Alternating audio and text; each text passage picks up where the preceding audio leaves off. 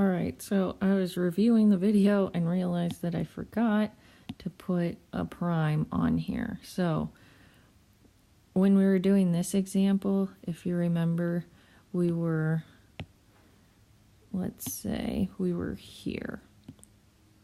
We wanted to take its derivative. So the -1, the negative coefficient is along for the ride, and then we take the derivative of sine x. So we're going to put a little derivative sign here, and the derivative of sine x is cosine x. And that's what I should have done, and I did it later, but just keep that in mind.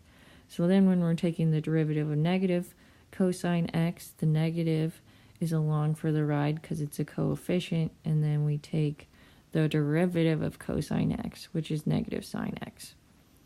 And then we move on, and then I corrected it here with the derivative of sine x. So